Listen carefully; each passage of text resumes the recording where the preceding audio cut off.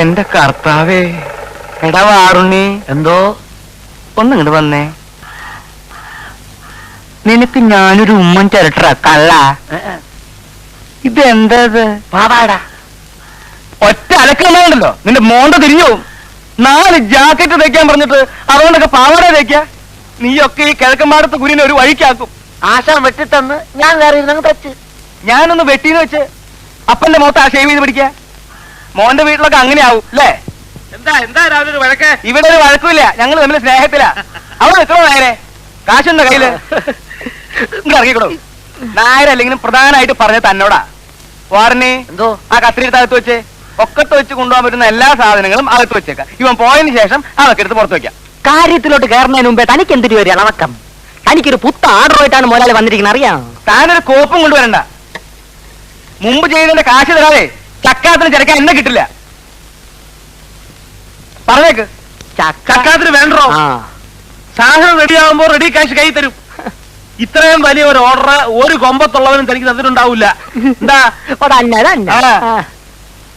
എടോ നായരെ, ഇടപാടിൽ കൃത്യശില്ലാത്തവരോടെ അടിക്കൊരു വെട്ട്, നടുക്കൊരു കൊട്ട്, തലക്കൊരു ചവിട്ട്. അതാ എന്റെ ലൈ. താനിങ്ങനെ കഥ അറിയാണ്ട് തുള്ളിയാൽ എങ്ങനെയാ? എടോ, എന്റെ പുതിയ ബാലയിലെ നായിക ആരാണെന്ന് അറിയാവോ? ആരായാലും എനിക്കെന്താ? ഞാൻ കെട്ടാൻ പോണോ? കെട്ടിയില്ലേലും കെട്ടാൻ പോണത് ആരാന്നുള്ള കഥയെങ്കിലും താൻ അറിഞ്ഞിരിക്കണ്ടോ മാപ്പിളെ. ഒരു രാജകുമാരനല്ലേ അവളെ കെട്ടാൻ പോണത്? ഇതേരട്ടെ, താൻ ഞെട്ടരുത്. കോടീശ്വരനായ സുരേഷ് മേനോന്റെ സ്വന്തം കാമുകയാണ് ഇനി മുതൽ എന്റെ ബാലയിലെ പുതിയ നായിക. അയാളാണ് ഇനി ബാലയ്ക്ക് വേണ്ടി പണം മുടക്കാൻ പോകുന്നത്. ഞെട്ടിയല്ലേ? എന്റെ രപ്പി വിശ്വാസം വരണില്ലേ? എന്റെ മുടിപ്പര അമ്മച്ചിയാണ് താനീ കേട്ട എല്ലാം സത്യമാണ്. സുരേഷ് മേനോൻ കെട്ടാൻ പോണ് രോഹിണി നായിക ബാലെ ടിക്കിരി മുട്ടം. വിശ്വാസമില്ലേ? താൻ ഒരു കാര്യം ചെയ്യും, പുതിയ ബാലയ്ക്കുള്ള കോസ്റ്റ്യൂംസ് കംപ്ലീറ്റ് തയ്ച്ചിട്ട് ബില്ല് രോഹിണിയുടെ പേരിൽ അയാളുടെ ഓഫീസിലേക്ക് അയച്ചു. വേണമെങ്കിൽ 5-10 കേറി പോടേ. പൂച്ചയ്ക്ക് എന്തൊരു വേണമെങ്കിൽ 5-10 കൂട്ടിക്കോ, എന്നിട്ട് കാശ് ഉടനെ കിട്ടുമോ നോക്കിക്കോ. നിങ്ങൾ ഇത് ആദ്യം പറയേണ്ടതായേ. വന്നു കയറുന്ന ഐശ്വര്യം വിളിച്ചു പറഞ്ഞുകൊണ്ട് നടക്കുന്ന സ്വഭാവം എനിക്ക് പണ്ടേ ഇല്ല. എന്തൊക്കെയാ വേണ്ടേന്ന് വെച്ചാ നമുക്ക് ലിസ്റ്റ് എടുക്കാം. മനുഷ്യൻ നന്നാവണത് കണ്ടുകൂടാത്തവർ അയലത്തുള്ളവന്മാര്. ചെല്ലി ചെല്ലി.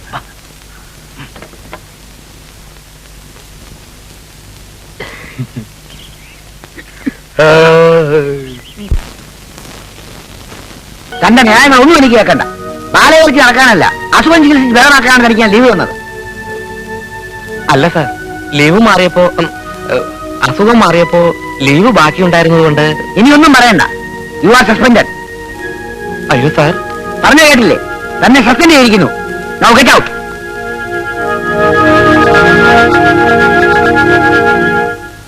കാരണക്കുറ്റി നോക്കി ഒരു പെട ഞാൻ വെച്ച് വരും. കാര്യവിവരമുള്ള ഒരുത്തരെങ്കിലും ഇരിക്കേണ്ടത് കരുതിയാ തന്നെ ഞാൻ അകത്ത് കയറ്റിയത്. ഇന്നലെ ഒരു ബഹളവും ഇല്ലാതെ നടന്നുകൊണ്ടിരുന്ന ബാലെ തല്ലിപ്പൊളിയാക്കിയത് താൻ ഒറ്റ ഒരുത്തനാ. ഇനി ഒരു നിമിഷം നിൽക്കരുത്, കടക്ക് പുറത്ത്. അങ്ങനെ പറയരുത് സാർ, എന്നെ ബാങ്കിൽ നിന്ന് സസ്പെൻഡ് ചെയ്ത് തന്റെ കുഴപ്പം കൊണ്ടാ. ഇവിടുന്ന് എന്നെ ഇറക്കി വിട്ട എനിക്ക് ജീവിക്കാൻ ഒരു മാർഗമില്ല സാർ. ഒരു മാർഗമില്ലാത്തവർക്കുള്ളതാണ് തെണ്ടൽ. അതൊന്ന് പരീക്ഷിച്ച് നോക്ക്. ഒരു മിനിറ്റ് ഇവിടെ നിർത്തരുത്. ഇവരെ ജോലിന്റെ പിന്നാലെ മനസ്സ് നടത്തി നടക്കുക കള്ള. ഞാൻ കണ്ടിട്ടുണ്ട്. എടോ പറ്റേ മര്യാദയ്ക്ക് പറഞ്ഞ് ഇറങ്ങി പോവാൻ. ബാക്കിയുള്ളവരെ കഞ്ഞിക്കുള്ള പാറ്റ ഇടാ, ഇറങ്ങി പോവാൻ. ഒന്ന് പൊട്ടിച്ച് കൊടുക്കുകയും അതെനിക്ക് കഴിയില്ലേ? അത് ഞാൻ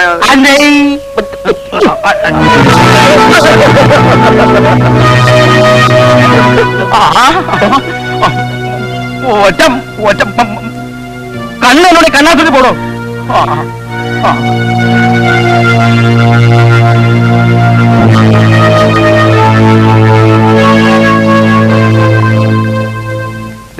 നിങ്ങൾ ഓർഡർ ചെയ്ത സാധനങ്ങളൊക്കെ റെഡി ആയിട്ടുണ്ട് കേട്ടോ.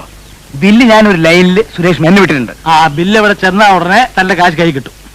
വെറുതെ മനുഷ്യന് ചുറ്റിക്കില്ലല്ലോ. താൻ പേടിക്കണ്ടോ നമ്മളെ? രോഹിണി എന്ന് പറഞ്ഞ അയക്ക് ജീവനാ.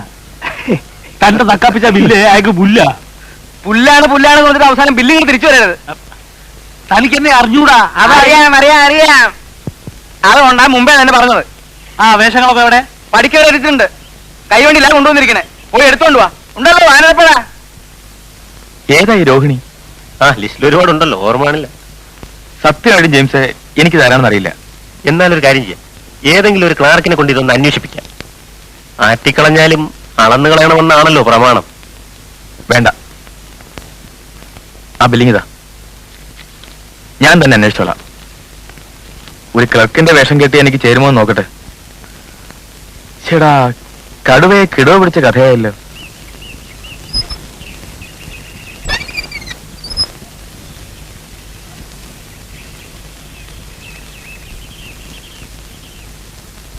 ആരാ? ശിവസുബ്രഹ്മണ്യല്ലേ? ശിവസുബ്രഹ്മണ്യമോ? അതെ, ബാങ്കിൽ ജോലിയുള്ള. ഓഹോ, അയാളോ? അയാളുടെ വീട് ഇതല്ല. നിനക്ക് വീട് വെക്കോ മോളെ?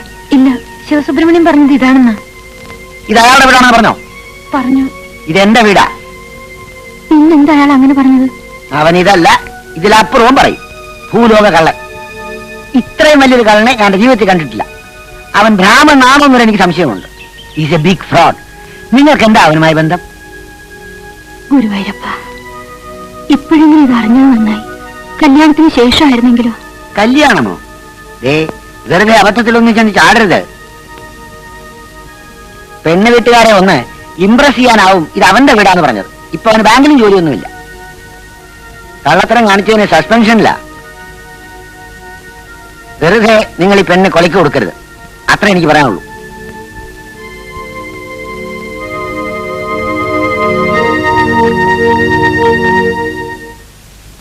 എന്താ സാറേ, ബില്ല് പാസ്സായ? അതിന്റെ കാര്യം ചോദിക്കാനാണ് ഞാൻ വന്നത്. നിങ്ങളല്ലേ 30,000 രൂപയുടെ ബില്ല് അയച്ചത്? അതെ, ഇതിലൊരു കള്ളത്തരല്ല കേട്ടോ. ബില്ലെന്താ അവിടേക്ക് അയച്ചത്? പിന്നെ എന്റെ അമ്മായിപ്പന്റെ വീട്ടിലേക്ക് അയക്കാ. നിങ്ങൾ ചെക്കിങ്ങിന് വന്നതായിരിക്കും അല്ലേ? ബില്ല് സുരേഷ് മേനോൻ സാർ കണ്ടോ? ആ, ഇല്ലെന്ന് തോന്നുന്നു. ആ, അതാ കുഴപ്പം. അങ്ങേര് കണ്ടാ ഉടനെ പാസ്സാക്കിയേനെ. അതെന്താ? സുരേഷ് മേനോൻ സാറിന്റെ കാമുകി ബാലയിൽ അഭിനയിക്കാൻ വേണ്ടി എടുത്ത ഡ്രസ്സിന്റെ വിലയും അതിന്റെ തയ്യൽ കൂലിയുമാണ് ആ ബില്ല്. എനിക്ക് അല്ല, അങ്ങേർക്ക് അങ്ങനെ ഒരു കാമുകയില്ലല്ലോ. പിന്നെ തന്നോട് എഴുന്നള്ളിച്ചിട്ടാണല്ലോ അയാൾ പ്രേമിക്കാൻ പോണത്. ഇതൊക്കെ മുതലാണ് വേറെ സ്വന്തം കാര്യം. താൻ ബില്ല് മുതലുടെ കൈ കൊടുത്താൽ മതി, അത് പാസ്സായിക്കോളൂ. ശരി, കൊടുത്തേക്കാം. അല്ല, നിങ്ങൾ എങ്ങനെ ഇതൊക്കെ അറിഞ്ഞു? കീരിക്കാട്ട് ചെല്ലപ്പൻ പറഞ്ഞു. കീരിക്കാട്ട് ചെല്ലപ്പൻ അയാളുടെ ട്രൂപ്പിലെ നായിക രോഹിണിയ സുരേഷ് മേനോൻ സാറിന്റെ കാമുകി. ഈ ബാലേ ട്രിപ്പ് എവിടെയാ? അത് ഇവിടെ അടുത്താ. അപ്പൊ ഞാൻ വരട്ടെ. സാറേ, ആ ബില്ലൊന്ന് പാസ്സാക്കണേ. ആ, നോക്കട്ടെ. നമുക്ക് എന്തെങ്കിലും നക്കാപ്പിച്ച് വേണമെങ്കിൽ ഞാൻ ശരിയാക്കി തരാം. തേങ്ങ അടിക്കണമെന്ന് പറഞ്ഞ അമ്മയുടെ നെഞ്ചത്ത് തന്നെ വേണോ? എന്താ പറഞ്ഞ? അല്ല, ഈ കാശ് ഉടനെ ശരിയാക്കാം. ആ,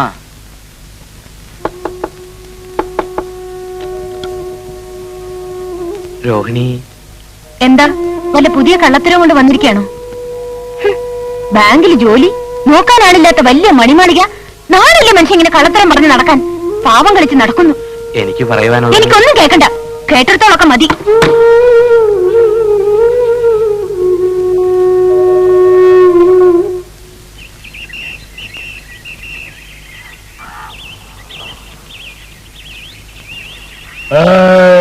ഹലോ ഹലോ ഹലോ ഹലോ, ഇവരല്ലേ കീരിക്കാരന്റെ ബാലെ? ബുക്കിങ്ങിന് വന്നാണ് എന്നെ ഡേറ്റ് എടുക്കില്ല. മൊയിലാളി ബിസി. ഗാന്ധികാളി പേപ്പറുകാരന്മാരുടെ കൂടെ ഒരേ മീറ്റിംഗ്.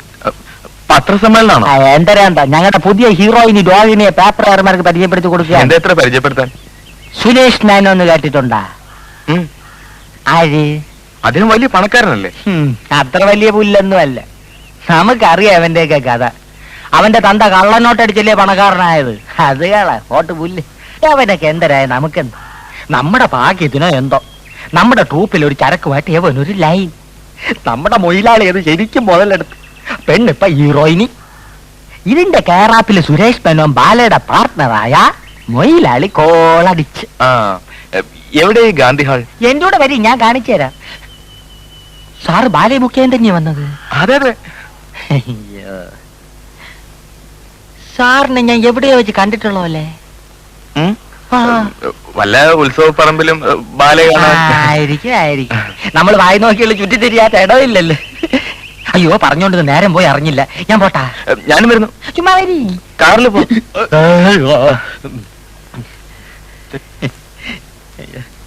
ഇതാണ് എന്റെ പുതിയ നായിക രോഹിണി. തികച്ചും നായിക പ്രാധാന്യമുള്ള ഒരു ബാലയാണ് ഇത്തവണ ഞാൻ അരങ്ങേറുന്നത്. അതുകൊണ്ടാണ് രോഹിണിയെ പോലെ അഴകും ആരോഗ്യവും സൗന്ദര്യവും കലാവാസനയുമുള്ള ഒരു പെൺകുട്ടിയെ ഞാൻ നായികയായി തിരഞ്ഞെടുത്തത്. രോഹിണി എത്രാമത്തെ വയസ്സിൽ അഭിനയിക്കാൻ തുടങ്ങിയത്? 15ാമത്തെ വയസ്സിൽ. കാരണം വീട്ടിലെ ബുദ്ധിമുട്ട്. പിന്നെ ബുദ്ധിമുട്ട് എന്ന് ഉദ്ദേശിച്ചത് ഈ ജന്മവാസന പ്രകടിപ്പിക്കാനുള്ള അവസരം കിട്ടാതെ വരിക എന്നുള്ള അർത്ഥത്തിലാണ്. പിന്നെ ഈ തറവാട്ടിൽ കൊള്ളാവുന്ന വീട്ടിലെ പെൺകുട്ടികൾക്കുള്ള ചില തടസ്സങ്ങൾ. അതെ. പിന്നെ അടുത്ത് തന്നെ നമ്മുടെ രോഹിണി വിവാഹിതയാവുകയാണ്. അതെയോ? ആ, അങ്ങനെ തീരുമാനിച്ചിട്ടില്ല. ആരാ വരൻ? വരൻ നിങ്ങൾക്കൊക്കെ വളരെ വളരെ സുപരിചിതനായ കോടീശ്വരനായ സുരേഷ് മേനോൻ. ശരിയാണോ?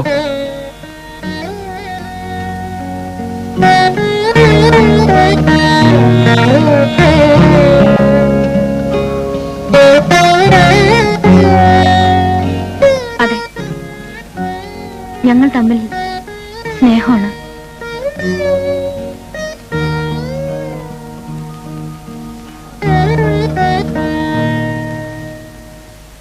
ഈ സുരേഷ് മേനോൻ ഇവിടെ വരുവോ? അത് വരുമില്ലോ എന്ന് എനിക്ക് പറയാൻ പറ്റില്ല. എനിക്കൊരു അപേക്ഷയുണ്ട്. ഇത്തരം കാര്യങ്ങൾ ദയവീത് പത്രത്തിൽ പ്രസിദ്ധീകരിക്കരുത്. ഇത് എന്റെ പേഴ്സണലായിട്ടുള്ള ഒരു കാര്യമാണ്. അങ്ങനെ ഈ പത്രസമ്മേളനം തൽക്കാലം ഇവിടെ അവസാനിക്കുകയാണ്. നിങ്ങൾക്കെല്ലാവർക്കും എന്റെയും രോഹിണിയുടെയും പ്രത്യേകം നന്ദിയും കൃതജ്ഞതയും രേഖപ്പെടുത്തിക്കൊള്ളുന്നു. നമസ്കാരം.